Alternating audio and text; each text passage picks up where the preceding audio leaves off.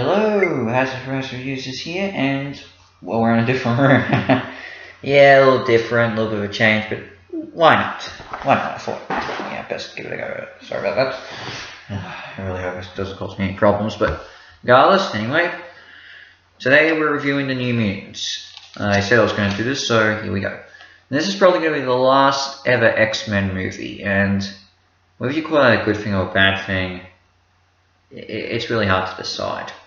I mean, some of the movies were good. I mean, the first two X-Men movies were great, were good movies. Of course, the Deadpool movies are fantastic, and Logan's almost a masterpiece. So, yeah, even Deadpool 1's considered a masterpiece too. So, well, a great movie, I should say. So here comes the New Mutants. Now, this has been delayed multiple times, but you know, I was really excited to give it a go. Honestly, I just thought I'd give it a shot. And much like every other X-Men movie, it's been getting, well, mostly bad reviews. Not quite to the same scale, I think, as Dark Phoenix, but some people are saying it's the worst. But I don't know, I honestly thought this was actually pretty good. I mean, okay, look, coming from a guy who changed his mind on movies like Men in Black International and Captain Marvel last year, but as a fan of, but absolutely just not like Joker, I honestly thought this movie was alright. It doesn't mean I have problems, but yeah, I'll get into that. So the premise is five young teenagers are being held captive in an asylum where they're being monitored because they are mutants, new mutants. Not like the mutants in Logan, but yeah, you get the picture. Over the course of the movie, all of them develop a close friendship, including with the new girl, that being Danny, and over time, as they begin to confront their fears, they learn of a way to finally get out and see the world. So, what works in this movie? Well, honestly, the atmosphere, location, and the setting of the whole movie is really good. I mean, for being what it's set in, I thought it was alright. The effects are pretty good. They hold up pretty well, and the action is pretty good. Well, okay, they save the action for the climax. And the climax itself is fine till we get to when Danny uses her powers. So, but I'll get to that when we get to the negatives. And well, as you all know, I'm a huge fan of Maisie Williams, and she does great as Wolfsbane or Rain Sinclair or Wolfsbane. And the relationship between her and Danny is really good, and honestly I think that's one of the highlight of the movie, their relationship. Growing as friends to them forming a attraction for one another, yeah.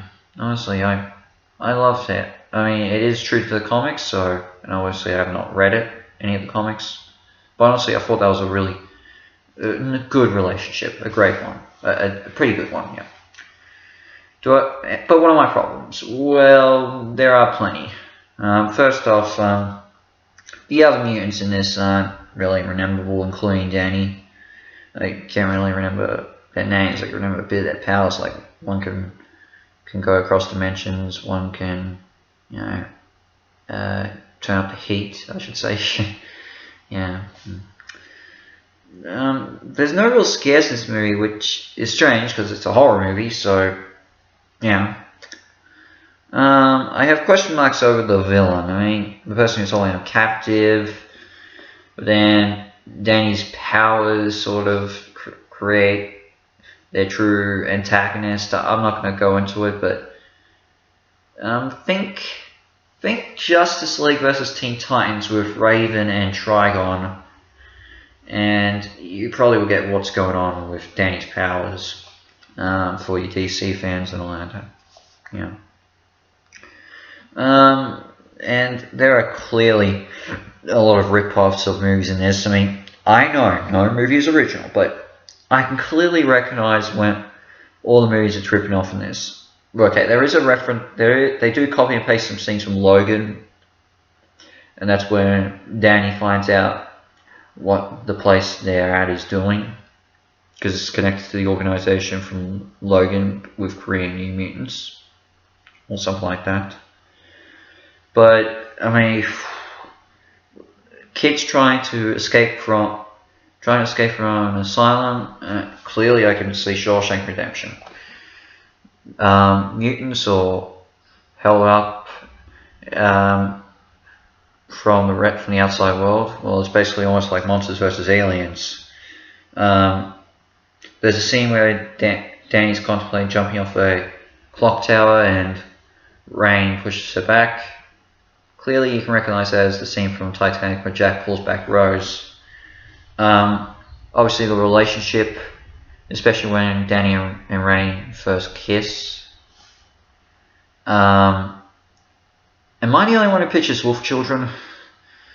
If you haven't seen it, recommend that you go watch it. Probably going to review it in the near future, but am I the only one? Since I love that movie, am I the only one who notices it? And the scene at the end, in the climax, where Danny finally uses her powers to control the villain, or the illusion of this animal, I should say, and she touches it, that's clearly almost like How to Train a Dragon. I mean, I guess you can maybe throw in Game of Thrones a bit, but especially since Maisie Williams is in it, but I picture more How to Train a Dragon. But, you know, overall, I think this is actually a decent movie, and at least give it a chance.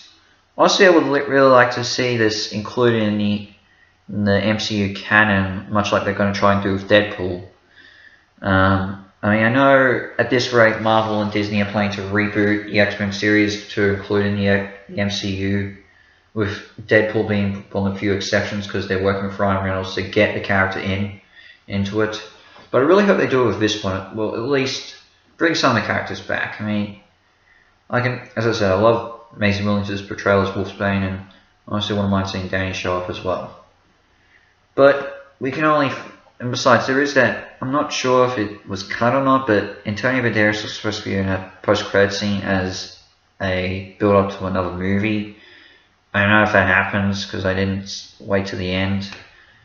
So we can only figure out for sure if it comes out, but if it happened. But only one way to find out if it ever does.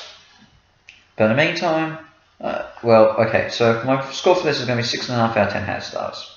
It's a decent movie, give it a chance, maybe worth your time. But in the meantime, House Mouse Reviews is out, and I'll catch you later for my next video, which is actually going to be a revisit to something I did earlier this year. And I'll catch you later for that. Ciao.